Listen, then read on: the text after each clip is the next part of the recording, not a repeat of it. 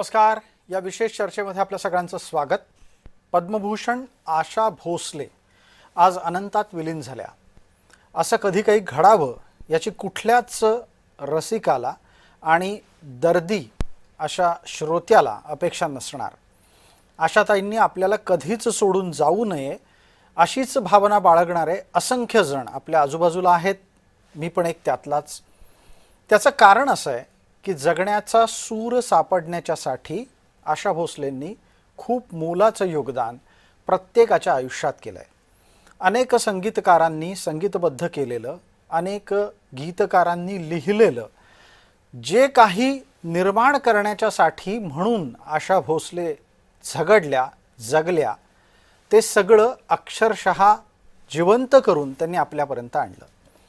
अशा आशाताई आता आपल्यात नाहीत, पण त्या केवळ देहरूपानं नाही आहेत, त्या कीर्तिरूपानं आणि कर्तृत्वानं आपल्यातच असणार आहेत. आपल्यासोबत मान्यवर या नात्यानं रवींद्रजी साठे आहेत.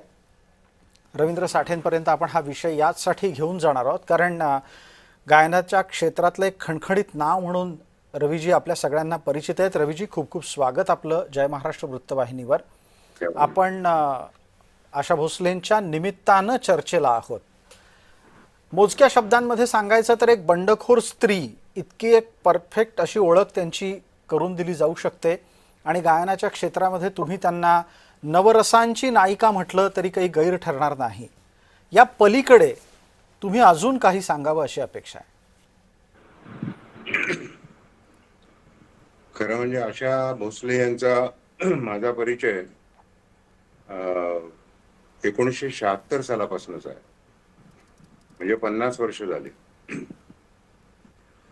तोपर्यंत त्यांची गाणी ऐकत होतो, त्यांची हिंदी मराठी सगळी गाणी ऐकत होतो आणि त्यांच्या एकूण गाण्यांमध्ये खूपच शिकण्यासारखं आहे. ते मी शिकत होतो. म्हणजे आपण असं म्हणतो ना की गाणं ऐकून गाणं ऐकून बरेच लोक ऐकून शिकतात, तसं त्या वयामध्ये ऐकून शिकणं खूप झालं.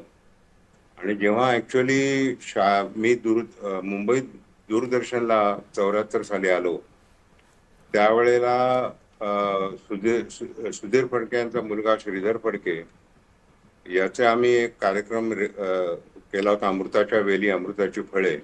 सुधीर मोगी यांनी तो लिहिला होता आणि त्याच्यात मी गायलो होतो. त्यामुळे श्रीधर कडे जाणं माझं वरचेवर असायचं. तर बाबूजींकडे मी जायचो आणि झालं असं की मी त्या काळी काय मोबाईल नव्हते, त्यामुळे 1976 साली मी माझ्या डिपार्टमेंटमध्ये बसलो होतो आणि सुधीर फडक्यांचा फोन आला की तुम्ही कोण, आपण रवींद्र साठे बोलताय का? मी म्हटलं हो. आणि मी सुधीर फडके बोलतोय. तर मला अक्षरशः आश्चर्य वाटलं की माझी भेट आधी झाली होती, परंतु त्यांचा फोन येणं म्हणून मी जरा थोडासा काळजी सर्वात विचारलं, हा बोला बाबूजी, काय काम आहे? ते म्हणले काय झालंय की माझ्या बिल्डिंग मध्ये प्लास्टरिंगचं काम चालू आहे, त्यामुळे माझा घसा बसलाय आणि मला एक गाणं करायचंय कमलाकर तोरणांचं आणि ते तुम्ही शिकून ठेवाल का? कारण माझ्या आवाजात त्यांना ते गाणं हवंय, पण ते माझा आवाज तोपर्यंत काही ठीक होईल असं मला वाटत नाही, पण तुम्ही शिकून ठेवा.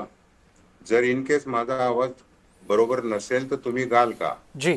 तर बाबूजीने म्हटलं की बाबूजींना मी म्हटलं की तुम्ही असं का म्हणताय, तुमचा आवाज चांगला होईल आणि तुम्ही गाल नक्की, पण मी तरी सुद्धा येतो तुमच्याकडे, मला एक गाणं शिकायला मिळेल. मी त्यांच्याकडे गेलो, गाणं शिकलो आणि 2 दिवसांनी त्यांचा परत फोन आला की माझा आवाज ठीक नाहीये, तुम्हीच गायचंय आणि अमक्या अमक्या स्टुडिओत उद्या या. आणि मी गेलो तिथे. त्यावेळी मी बघितलं तर आशा भोसले त्यांची रिहर्सल करत होत्या आणि मी जेव्हा तिथे गेलो त्याच्यानंतर बाबूजीने नुसतं मला सांगितलं बसा. बिलकुल. आणि नंतर काय झालं की जेव्हा लाईन आली माझी, म्हणजे मला त्यांनी म्हणायला सांगितलं की म्हणा, आणि मी म्हणायला सुरुवात केल्याबरोबर आशा त्यांनी एकदम चमकून माझ्याकडे बघितलं की हा कोण नवीन गायक आहे. आणि बाबूजी गाणार होते, त्यामुळे त्याने बाबूजींना विचारलं की म्हणजे काय तुम्ही गाणार नाही आहात का? तर बाबूजी म्हणले माझा आवाज अजून ठीक नाहीये आणि हे चांगले गातात रवींद्र साठे. तर त्यांनी अशी प्रस्तावना केल्यानंतर मला थोडीशी काळजी वाटली की त्यांना एक नवोदित गायकाबरोबर गायचं एक कल्पना म्हणजे बाबूजींच्या बरोबर गायचं होतं, त्यामुळे त्यांचा विरस झाला असेल असं मला वाटलं. अच्छा. मला थोडं वाटलं की त्यांचं त्या फार खुश नसाव्यात, पण तसं काही नव्हतं. आणि त्या आमची रिहर्सल झाली, त्याच्यानंतर आम्ही माईक वरती उभं राहिलो दोघं जण, आणि त्या काळी लाईव्ह रेकॉर्डिंग होत असे, म्युझिशियन पण लाईव्ह वाजवायचे. जी. आणि कोणाचंही चुकलं, तिसऱ्या अंतरात चुकलं तरी पहिल्यापासून गाणं रेकॉर्ड करायला लागायचं.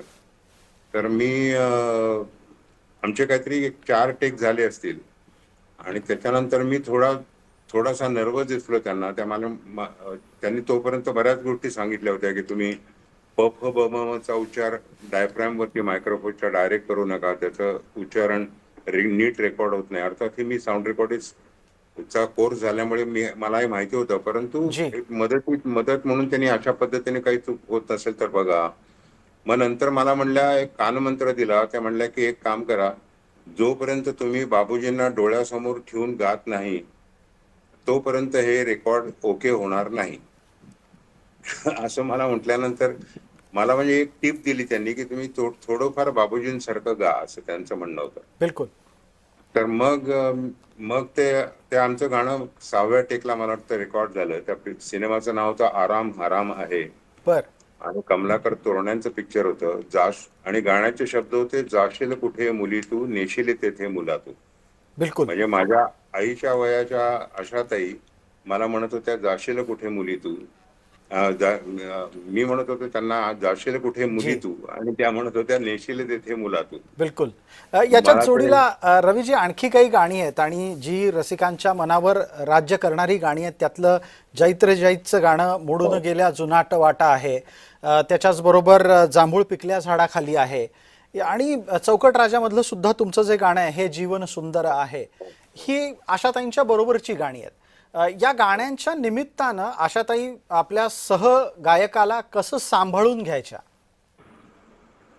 नाही, आता थोडंसं मी त्या पहिल्या आराम हरामाच्या बाबतीत सांगितलं की त्यांनी जी. मला सांभाळून घेतलं. म्हणजे नवोदित गायकाला त्यांनी टिप्स दिल्या, त्यांनी समजावून सांगितले की कशा पद्धतीने प फ ब म चा उच्चार मायक्रोफोन वरती करू नका.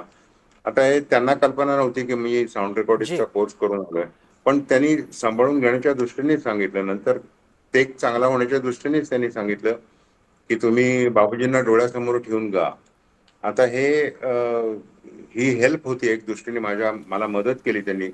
आणि जयत्रीजेच्या बाबतीत म्हणाल तर जयत्रीजेत मध्ये काय होतं की जयत्रीजेत मध्ये मला लताबाईं बरोबर मी गायलो, आशाताईं बरोबर पण गायलो, उषाताईं बरोबर पण गायलो. बिलकुल. हृदयनाथ मंगेशकरांचं संगीत होतं, आणि त्यांचा घरचाच सिनेमा होता. म्हणजे उषा मंगेशकर बिल निर्मात्या उषा मंगेशकर होत्या. जी. महालक्ष्मी चित्र. तर त्यामुळे सगळ्या गाण्यांना मीनाताई पण हजर होत्या. म्हणजे पाचही भावंड जवळपास तिथे त्या सिनेमामध्ये इन्व्हॉल्ड होती. आणि जांभूळ पिकल्या झाडाखाली आणि त्याच्यानंतर नभ उतरवलं, ही 2 गाणी पहिल्या 4 गाण्यांमध्ये ही 2 गाणी होती. पहिलं अगदी सुरुवात जी. मुहूर्त त्याचं मी राचं टाकलेली लताबाईंनी केली, आणि त्याच्यानंतर जांभूळ पिकल्या झालं आणि नभ उतरवलं झालं. तर नभ उतरवलं तोपर्यंत कसं झालं, ती 3-4 वर्ष झाली होती. मलाही थोडीशी काय त्याला म्हणतात, थोडा कॉन्फिडन्स आला होता. त्यामुळे तशा पाठबळाची किंवा मदतीची गरज नव्हती. पण त्यांना माझा आवाज खूप आवडायचा. आणि म्हणजे मी जेव्हा हृदयनाथ मंगेशकरांचं उंबरठामधलं गंजल्या ओठा असं म्हणालो, तर त्यांच्या बरोबर मी जे काय कार्यक्रम केले, 4-5 कार्यक्रम मी स्टेज शोज केले, जी.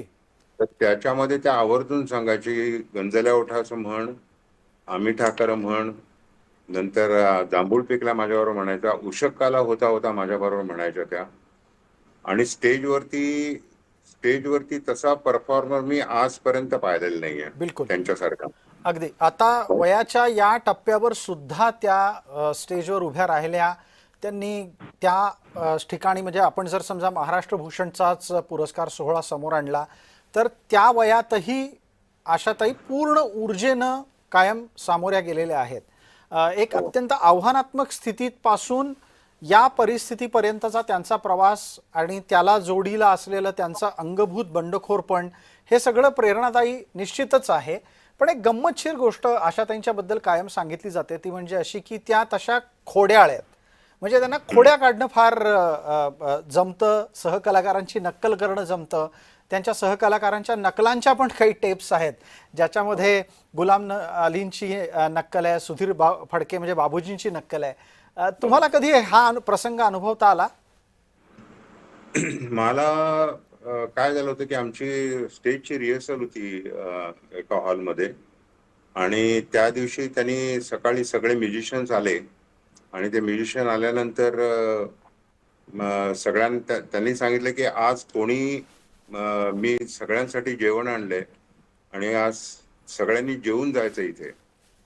आणि झालं काय की माझी 3-4 गाणी होती ती मी रिहर्स केली आधी आणि मग त्या आल्या. त्यांच्याबरोबरची 1-2 गाणी होती ती मी माझी ती रिहर्सल झाली. आणि मग नंतर लंच ब्रेकची वाट बघत मी नुसता बसलो होतो. आणि त्याच्यानंतर लंच ब्रेक झाला तर सगळ्यात पहिल्यांदा मी माझं ताट भरलं. जी. आणि त्यावेळी चक्क त्यांनी फिश करी आणली होती करून सगळ्यांसाठी. बिलकुल. आणि मी नॉनव्हेज खात असल्यामुळे मी ती फिश करी घेतली आवडीने, पण ती खूप तिखट होती. तर मी झालं असं की माझं जेवण झालं, मी फिश करी थोडी खाल्ली, बाकी सगळ्या गोष्टी घेतल्या आणि माझं जेवण लवकर झालं. आणि मला त्या म्हणले, हे काय जेवण झालं? मी म्हटलं, अहो चुकून मी बोलून गेलो की फिश करी थोडी तिखट होती हो. त्यावेळी त्या म्हणल्या, अहो फिश करी तिखटच पाहिजे, नाहीतर काय काय मजा आहे. तर अगदी ते असे असे असे असे अनेक त्यांच्या खवय्येगिरीचे प्रसंग आहेत. आणि त्याचबरोबर एक निर्मळ पद्धतीनं लोकांना सोबत घेणं, जोडून ठेवणं, बांधून ठेवणं, सोबत नेणं हाही विषय आहे.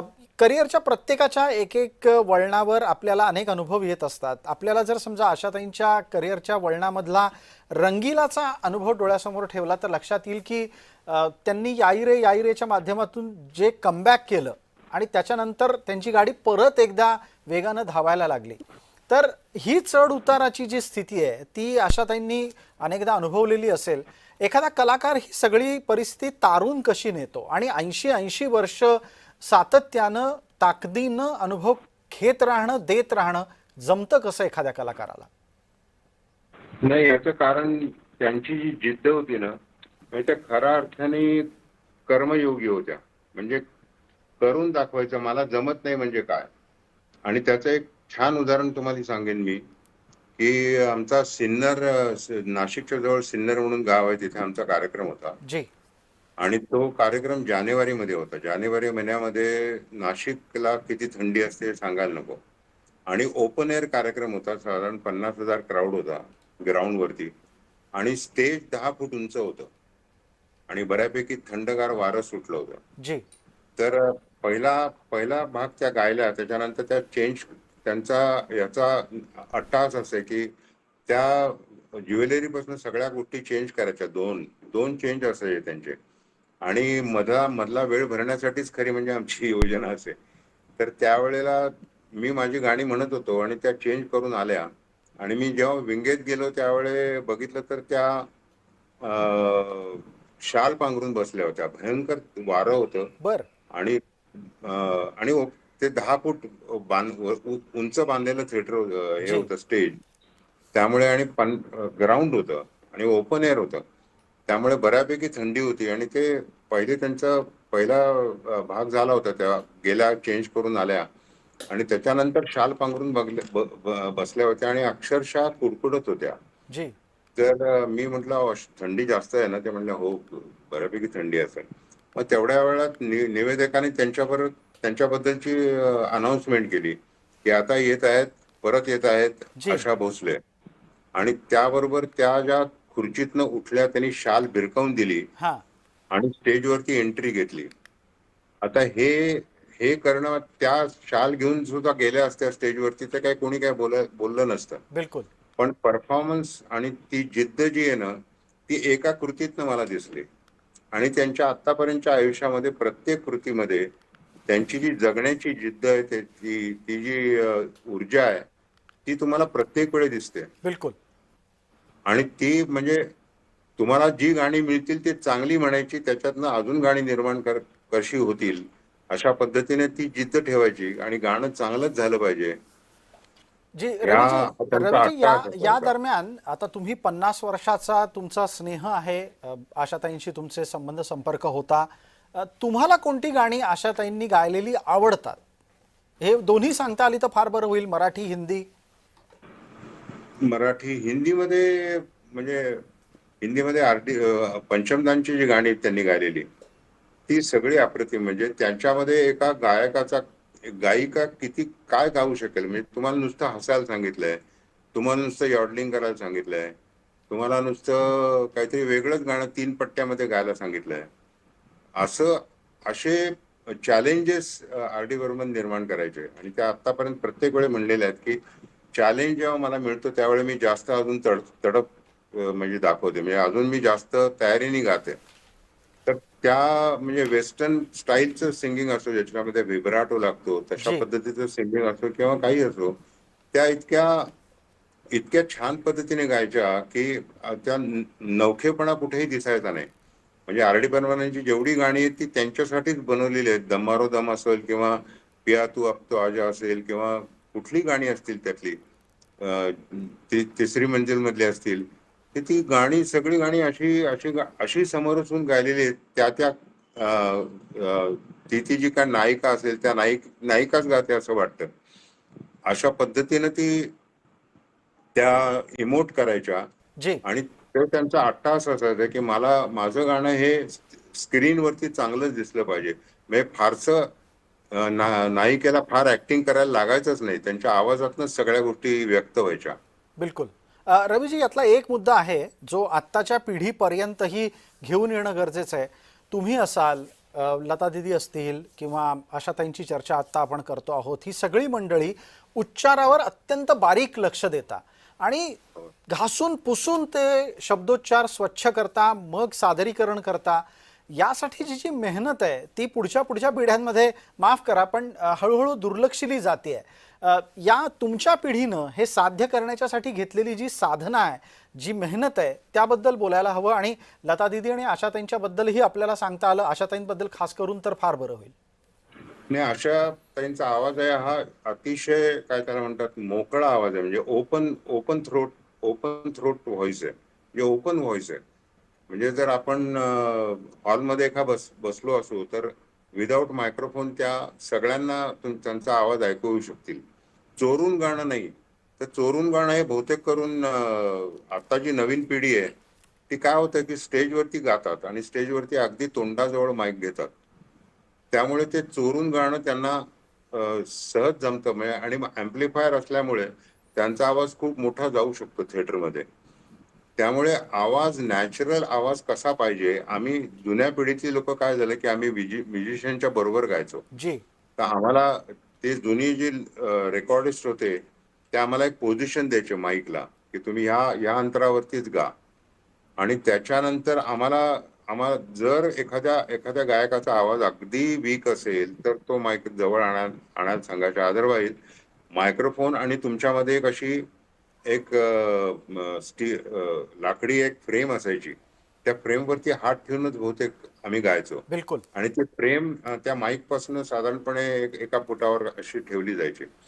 तर तुम्हाला खूप जास्त चांगल्यापैकी थ्रो त्यावेळेला द्यायला लागायचा. म्हणजे म्युझिशियनच्या वरती तुमचा आवाज जायला पाहिजे. त्यावेळे 1 ट्रॅक रेकॉर्डिंग किंवा 4 ट्रॅक रेकॉर्डिंग पर्यंत फक्त होते. जी. त्यामुळे म्युझिशियनच्या आवाजाच्या वरती तुमचा आवाज यायला पाहिजे लेवल वाईज. या दृष्टीने तुम्हाला कष्ट घ्यायला लागायचे. पण ते हल्लीची पिढी ते करत नाहीत. जी. ते काय मला करतात मला अतिशय मला जाता जाता, आपल्याला ही वेळेची मर्यादा आहे याची कल्पना आहे. हो. तुमच्याकडून मी अपेक्षा करतोय आणि आमचे सारे प्रेक्षकही अपेक्षा करतायत की तुम्ही स्वराच्या माध्यमातून आशाताईंना आदरांजली वाहावी. काय काय म्हणलात? तुम्ही तुम्ही गाऊन स्वराच्या माध्यमातून आशाताईंना आदरांजली व्हावी अशी एक अपेक्षा आहे. ओके. त्यांनी आणि मी एक होता विदूषक मध्ये गायलो होतो गाणं. ते गाणं माझ्याही आवडीचं आहे आणि ते त्यांच्याही आवडीचं आहे. कारण त्या गायल्यानंतर त्यांच्या डोळ्यात आम्ही सगळे रेकॉर्डिंग टेक झाल्यानंतर आम्ही गेलो त्यावेळेला त्या ऑलमोस्ट रडत होत्या की अंगाई गीत म्हणजे लक्ष्मीकांत बेर्डे या कॅरेक्टरला त्याच्या बापाचा पत्ता नसतो आणि तिची आई म्हणजे मधु कांबीकर यांनी काम केलं होतं. तर त्यांच्या वतीनं त्यांचा आवाज आशाबाईंचा होता. तर ती अंगाई गीत गात असताना त्याचे शब्द एवढे त्यांना मनाला भिडले की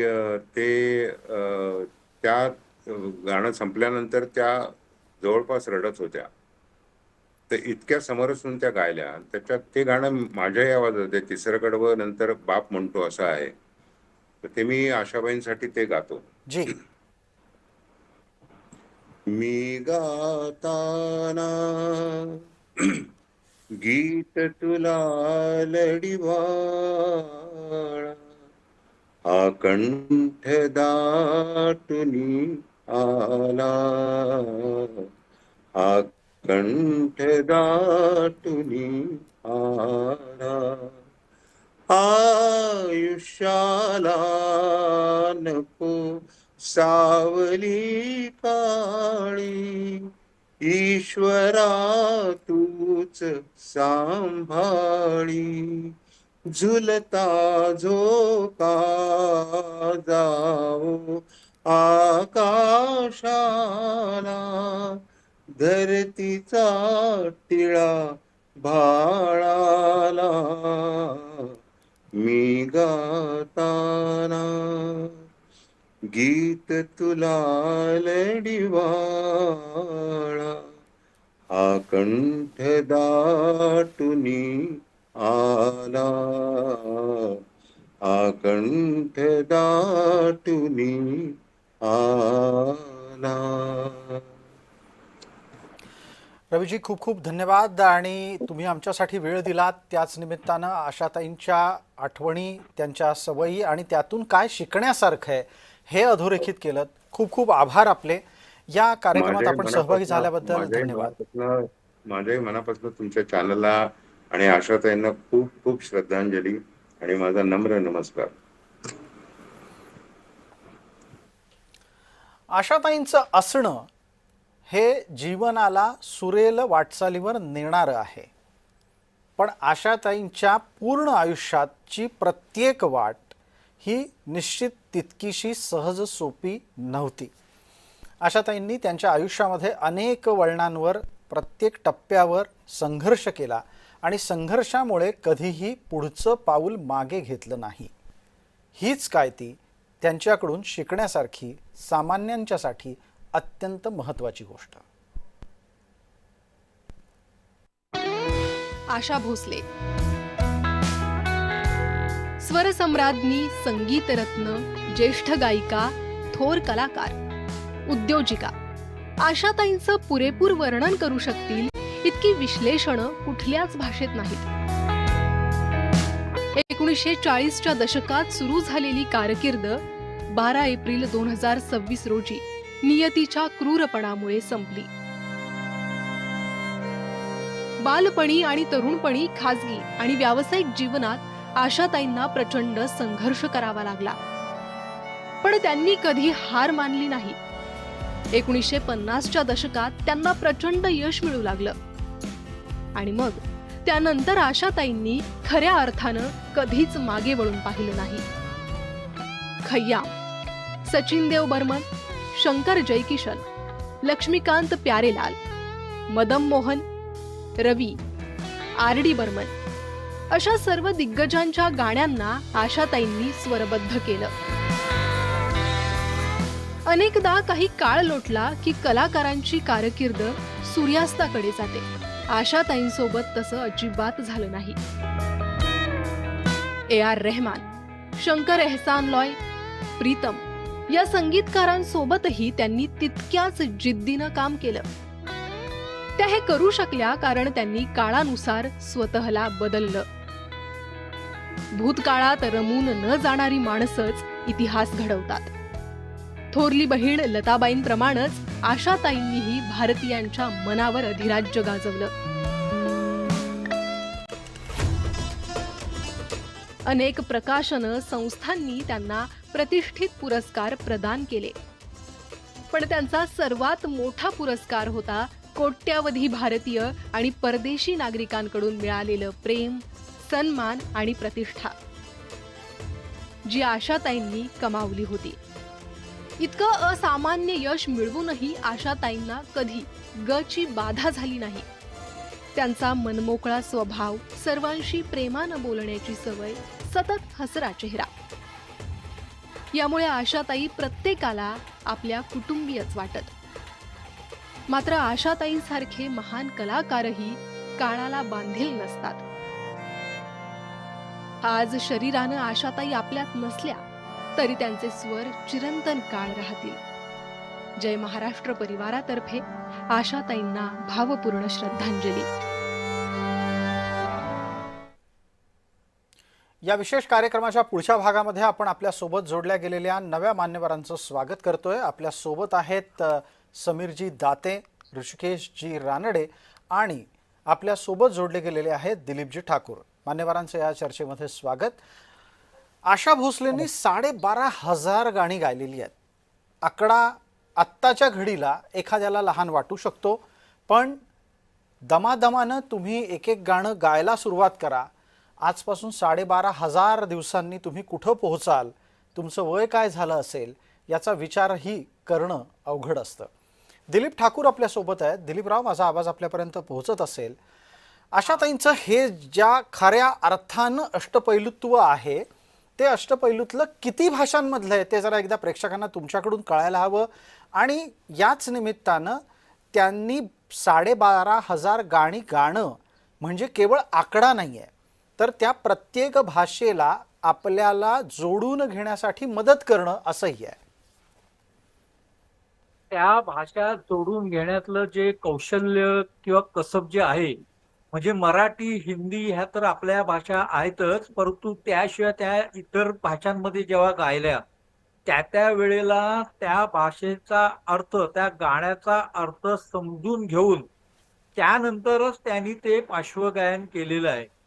आणि ती त्यांची जी वृत्ती होती, म्हणजे नेहमी आता चित्रपटासाठी पार्श्वगायन करताना त्यांनी नेहमीच की आपल्या गाण्याच्या रेकॉर्डिंगच्या वेळेला त्या चित्रपटाची नायिका हजर असेल किंवा असावी.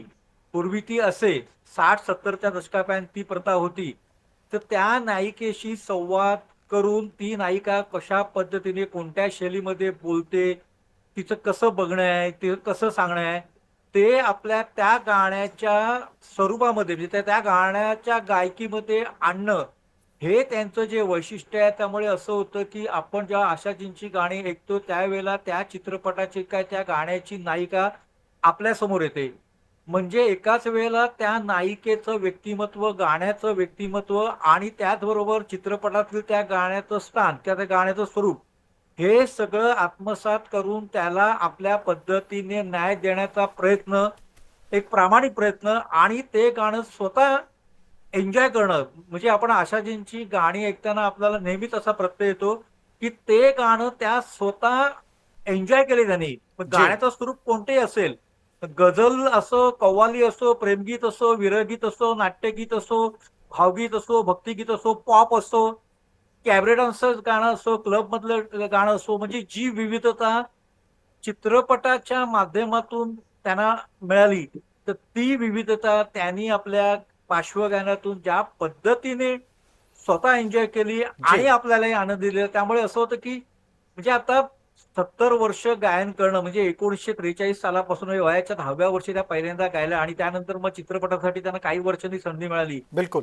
त्या काळापासून जे आतापर्यंत त्या गात आल्या, ती क्षमता, ते अष्टपैलुत्व, ती बहुरंगीपणा, तो बहुरंगीपणा हा दाद देण्यासारखा आहे. बिलकुल. दिलीपजी, आपल्यानंतर आता मी ऋषिकेश रानडे यांच्यापर्यंत पोहोचतोय. ऋषिकेशजी, माझा आवाज आपल्यापर्यंत नीट येतोय अशी अपेक्षा आहे. आशाताईंच्या गाण्यांच्या चर्चेच्या आणि एकूणच त्यांच्या आयुष्याच्या वाटचालीची चर्चा करत असताना मला एक गाणं अतिशय मनभावीपणे मनाच्या खोल तळापर्यंत पोहोचलेलं वाटतं, आवडतं, आणि त्याचं एक कारणही आहे. ते म्हणजे असं, नया दौर चित्रपट आहे, त्याच्यामध्ये पुरुषाच्या केसांना किती सौंदर्यपूर्ण पद्धतीनं सादर केलेलं आहे ते उडे जब जब जुल्फे तेरी हे गाणं आहे. दिलीप कुमार त्यातले नायक आहेत आणि आत्तापर्यंत आपण हिंदी चित्रपटसृष्टीमध्ये महिलेच्या सौंदर्याचं अत्यंत उत्तम पद्धतीनं केलेलं सादरीकरण हजारदा ऐकलेलं आहे. पण पुरुषाच्या केसाची बट हवेच्या वाऱ्याच्या झोक्याबरोबर उधळली जाते आणि तीही सुंदर असू शकते, हे आशाताईंनी त्या गाण्यातून गाऊन दाखवलंय. तुम्हाला यावर अजून काय काय बोलता येऊ शकतं? म्हणजे मी हा मुद्दा केवळ याचसाठी ऋषिकेशजी मांडला की एखादं वेगळेपण किती सहज अधोरेखित झालं. अर्थात ओ.पी. नय्यर आणि आशाताईंची सर्वाधिक यशस्वी झालेली जोडी त्यामागे आहेच. नक्कीच मला असं वाटतं की त्यांच्याकडे त्या भूमिकेला जगणं गाण्यातनं हा जो एक फार मोठा एलिमेंट त्यांच्या गायकीत होता, तो अद्वितीय आहे. म्हणजे त्या सिच्युएशनला कोणासाठी आपण गातोय, स्क्रीनवर कोण आहेत, त्यांच्या लकबी, आत्ताच ते म्हणाले तसं की त्यांच्या लकबी काय आहेत, काय डिमांड आहे, गाण्याचा जॉनर काय आहे, काय टोन आपला अपेक्षित आहे, हे सगळ्या गोष्टी रीडिंग करून त्या तशा डिलिव्हर करण्याची आर्ट, तो गाण्यातनं अभिनय जो करणं आहे, ते माझ्या मते त्या आहेत, किशोरदा आहेत, ही सगळी दिग्गज मंडळींनी जे केलंय ते कोणालाच यापुढे ऐकायला आपल्याला तेवढं मिळणार नाही. कारण मी म्हणलं कसं की लिपसिंग त्या जमान्यात जे होतं, जसं इथे आता त्या कोणाचे तरी वर्णन करतायत किंवा त्याच्यावर रिॲक्ट होतात गाण्यातनं, ते करताना अक्षरशः एक अभिनेता किंवा अभिनेत्री जितकं सहज सुंदर अभिनय करेल, तो त्या गाण्यातनं करू शकायच्या. ही ताकद त्यांच्या गायकीत होती. आणि मला असं वाटतं की नाट्यसंगीतासारखी भक्कम शास्त्रीय गायकी सुद्धा, आणि ते आत्ता तुम्ही जे उदाहरण दिलं ते काय, किंवा पंचमदांकडची मेरी जा मैंने कहा सारखं गाणं असेल, मेरा नाम शबनम गाण्यावरचा त्यांनी गाण्यातनं केलेलं सगळं इनॅक्ट आहे, हे सगळं त्या करू शकणाऱ्या माझ्यामध्ये एकमेव ते नाव असेल. सो म्हणून ते त्या करू शकायच्या, कारण शी हॅड दॅट मॅसिव्ह रेंज की गाण्याप्रमाणे त्या अडॅप्ट करणं त्या जॉनरला आणि त्या गरजेला, हे फार मोठं त्यांच्या गायकीतलं म्हणजे वेपन आहे असं मला म्हणायचं. बिलकुल बिलकुल. समीरजींपर्यंत पोहोचूया. समीरजी, आपलंही स्वागत या चर्चेमध्ये. आपल्याकडचा वारसा काही वेगळा सांगायची गरज नाही. अरुणजींपासून तो आपल्यापर्यंत पोहोचलाय, तुम्ही तो समर्थपणे पुढे नेताय.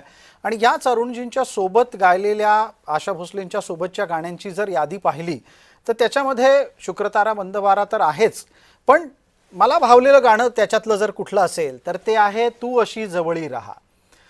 यातला जो एक तरल प्रेमाचा अनुभव आहे, तो ज्या पद्धतीनं आशाताई सादर करतात, अर्थात त्यामध्ये अरुण दातेंचं योगदान आहेच, पण अरुणजी आणि आशाताईंचं एक सोबतचं गाणं ऐकणं हा एक अप्रतिम अनुभव आहे.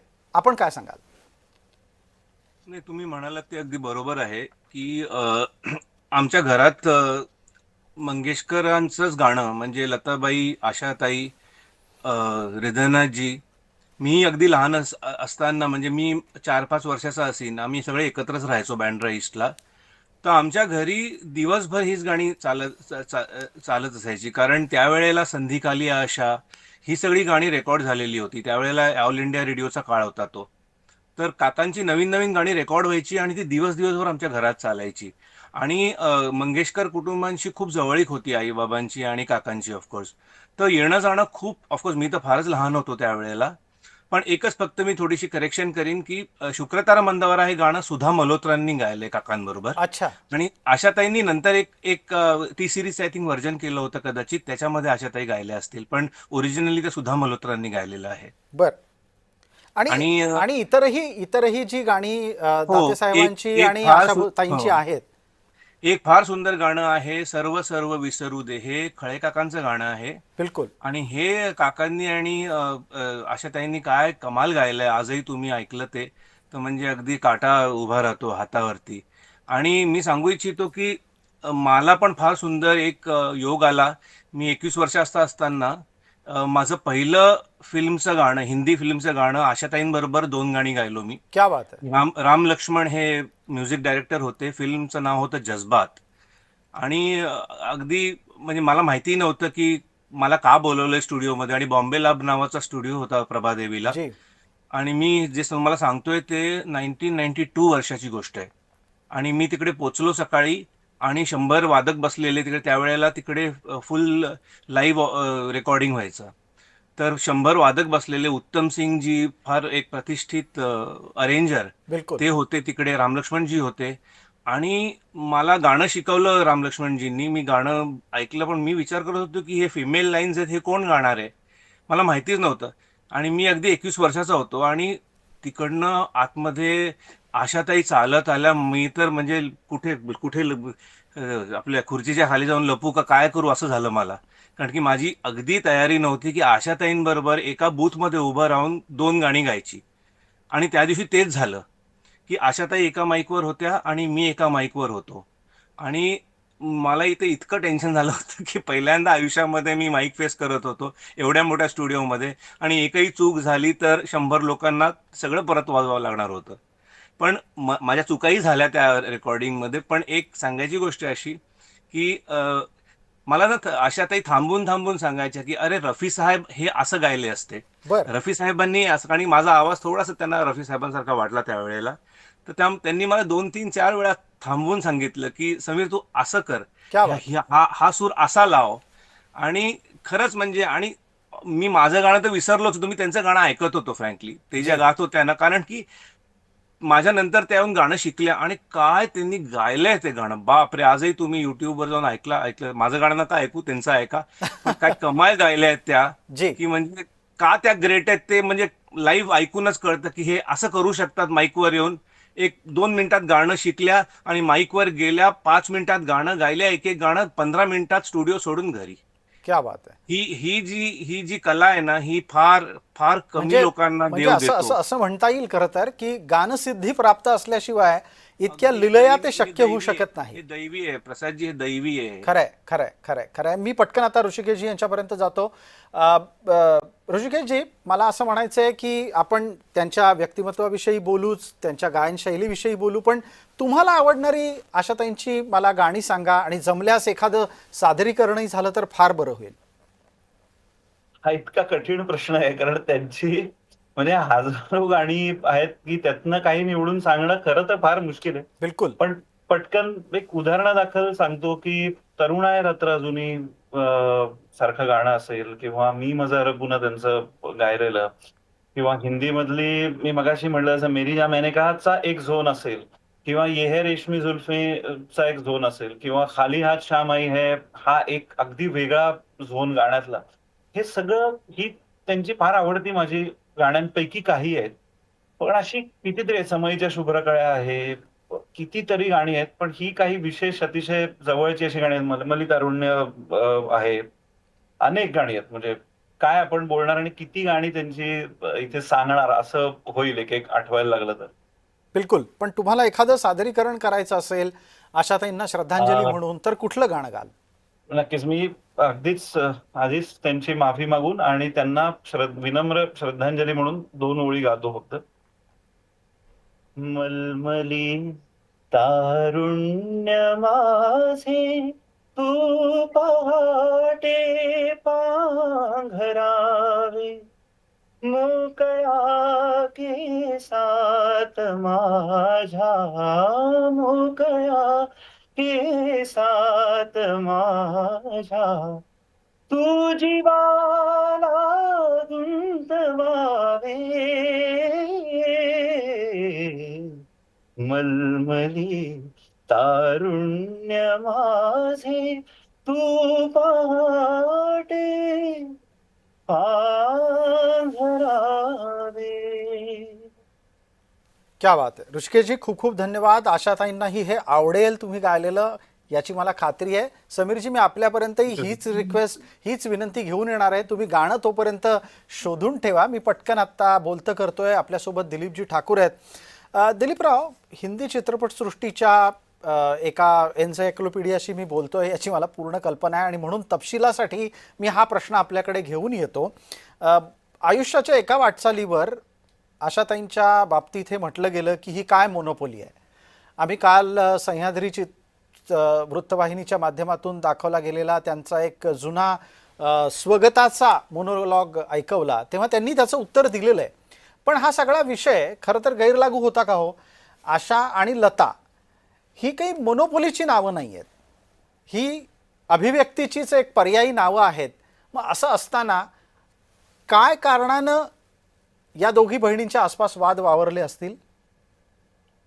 विषय आणि वाद मला वाटतं गैरलागू आहे. आपण जर आशाजींच्या नंतरच्या काळातल्या मुलाखती पाहिल्या, ज्या वेगवेगळ्या वृत्तवाहिन्या म्हणा किंवा डिजिटल चॅनलला म्हणा, वेगळ्या भाषेमध्ये दिलेल्या मुलाखती जर पाहिल्या, विशेषतः हिंदी इंग्लिश मधल्या जरी बघितल्या, त्यामध्ये त्यांनी लता दीदींचं मोठेपण, त्या मोठं असणं सर्वार्थाने, नात्याने आणि गायकीने, पार्श्वगायन त्यांचं मोठं असणं, लौकिक त्यांचं मोठं असणं, हा आशाजीने त्याच्यामध्ये मान्य केलेला आहे. पण असं सुरुवातीच्या काळात जे झालं की आशाजी जेव्हा हिंदी सिनेमासाठी गाऊ लागल्या, त्यावेळेला शमशाद बेगम आणि लताजी ह्यांचं एक राज्य होतं किंवा वर्चस्व होतं. इतरही काही का होत्या, परंतु म्हणजे नूरजहा, सुरैया ह्या म्हणजे नूरजहा त्याच वेळेला पाकिस्तानला निघून गेल्या, सुरैयानी स्वतःसाठीच गाणी गायली. पण त्यावेळेला आशाजींना म्हणावी तशी संधी मिळत नव्हती.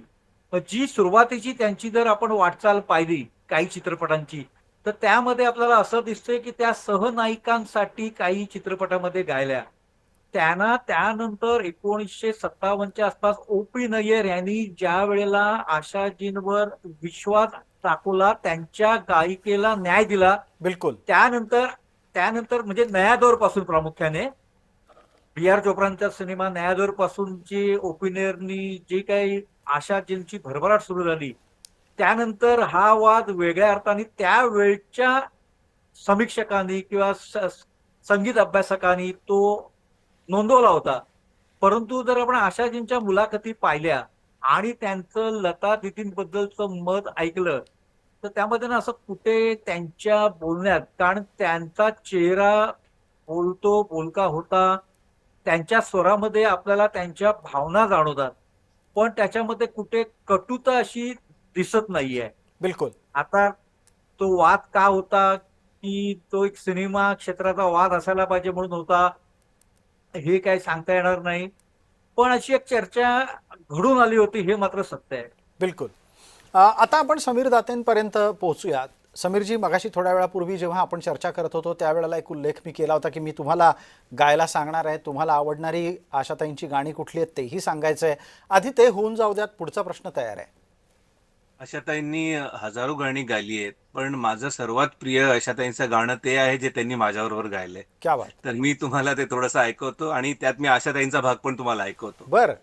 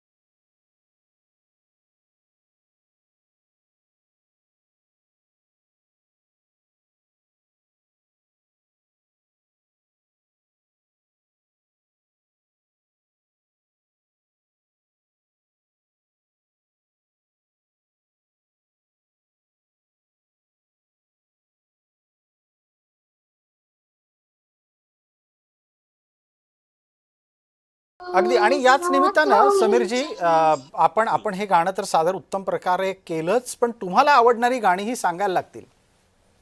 मला आशाताईंची खूप गाणी आवडतात आणि ऑफकोर्स मराठी गाणी ऋषिकेशनी फार सुंदर गायलं. मला मला आर डी बर्मनची जी लताबाईंची गाणी आहेत ती मला फार जास्त आवडतात आणि मी ती कितीदाही स्टेजवर गाऊ शकतो आणि छे. मी गातो. मी आणि दीपाली माझी बायको आम्ही नेहमी आशाताईंची गाणी स्टेजवर खूप गातो आणि त्यातलं एक गाणं आहे जे आम्हाला दोघांनाही फार आवडतं. रोज रोज आखोतले. अगदी अगदी अगदी अगदी आपण सादर केलं तर आशाताईही ऐकतील. जरूर जरूर. त्यांच्या एवढं चांगलं तर नाही गाऊ शकणार, पण थोडंसं गातो मी. आंखों पर कुछ ऐसी तुमने जुल्फ गिरा दी है, बेचारे से कुछ ख्वाबों की नींद उड़ा दी है, रोज रोज आंखों तले, रोज रोज आंखों तले, ला ला ला ला ला ला ला ला ला ला ला ला ला, हो रोज रोज आंखों तले एक ही सपना चले, रात भर काजल जले, आंख में जिस तरह ख्वाब का दिया जले, हो रोज रोज आंखों तले. क्या बात आहे. खूप खूप धन्यवाद समीरजी. मला आता पटकन ऋषिकेश रानडे यांच्यापर्यंत पोहोचायचं आहे. त्यांच्यासाठीचा माझा प्रश्न असा आहे, ऋषिकेशजी, हा सगळा भारतीय संगीताचा ठेवा पुढं कुठं कसा न्यायचा? हा खूप म्हणलं तर फार कठीण प्रश्न आहे, कारण आज म्हणजे आशाताई प्रत्यक्ष रूपी आपल्याला सोडून गेल्या आहेत. मग त्या असतील किंवा त्या काळातली ही सगळी दिग्गज मंडळी, दीदी काही दिवसांपूर्वी दीदी आपल्याला सोडून गेल्या, पण या सगळ्यांनी जे निर्माण केलंय, मला असं वाटतं की त्यातनं आपण ते इन्स्पिरेशन घेऊन आणि ती जी निष्ठा आहे, या सगळ्या लोकांची कामावरची जी निष्ठा होती, आता मला प्रत्यक्ष ऑनेस्टली असं वाटतं की प्रत्येक कलाकाराची कॅपॅसिटी ही वेगवेगळी असते. ही दिग्गज मंडळी देवानी मला असं वाटतं की बनवली होती ह्या संगीत निर्मितीसाठी. इतकं ते अद्वितीय काम ते करून गेलेले आहेत. प्रत्येक पिढीत चांगले कलाकार येत असतात, पण ही कामावरची निष्ठा जी ह्या लोकांची होती, त्यासाठी मेहनत घेण्याची तयारी होती, अतिशय पॉझिटिव्ह ॲटिट्यूड आणि सर्व ट्रेंड्स बरोबर किंवा पिढ्यांबरोबर बदलत राहण्याची ऍक्सेप्टन्स सुद्धा त्यांच्यात जो होता, ह्या काही गोष्टी आज आम्ही सगळ्यांनी किंवा आमच्यापेक्षा अजून जे आता ज्युनियर पिढ्या येत आहेत, ह्या सगळ्यांनी या गोष्टी काही ज्या बेसिक आहेत, मला असं वाटतं की रियाज असेल, गाणं वेगवेगळ्या प्रकारचं म्हणजे ग्लोबल म्युझिक ऐकणं आहे किंवा दुसऱ्या कलाकारांचं समजून घेणं, ऍक्सेप्टन्स आहे आणि कामावरचं प्रचंड प्रेम आणि पॅशन, ह्या काही गोष्टी बदलत नाहीत किती काळ बदलला तरी. कारण कुठल्याही निर्मितीमध्ये ह्या काही बेसिक गोष्टी आहेत, जी, त्या जपून आपल्याला पुढे हे इन्स्पिरेशन कॅरी केलं आणि काम करत राहिलं तर आपण आपल्या परीने नक्की काहीतरी चांगली निर्मिती करत राहू. आणि तीच मला असं वाटतं की ह्या सगळ्या दिग्गजांना एक मानवंदना आपल्याकडनं पुढच्या पिढ्यांकडनं असेल. बिलकुल. आजचा दिवस तसं पाहायला गेलं तर मनावर एक खूप मोठं ओझं देऊन गेलाय. मी तर असंच म्हणेन की लता दीदींच्या शिवाय आम्ही जगणं शिकतच होतो, त्यातच आशाताई आपल्याला सोडून गेलेल्या आहेत. लता आणि आशाच्या शिवाय जगायला शिकायला हवं. खूप अवघड जबाबदारी आहे, पण नियतीनं ती आपल्या खांद्यांवर टाकली आहे. या चर्चेत आपण सगळे सहभागी झालात त्याबद्दल आपले मनपूर्वक आभार. दिलीपजी आपले, त्याचबरोबर समीरजी आपले आणि ऋषिकेशजी आपलेही मनपूर्वक आभार. धन्यवाद. धन्यवाद. विशेष या भागामध्ये तुर्तास इतकंच. आपण पाहत रहा फक्त जय महाराष्ट्र.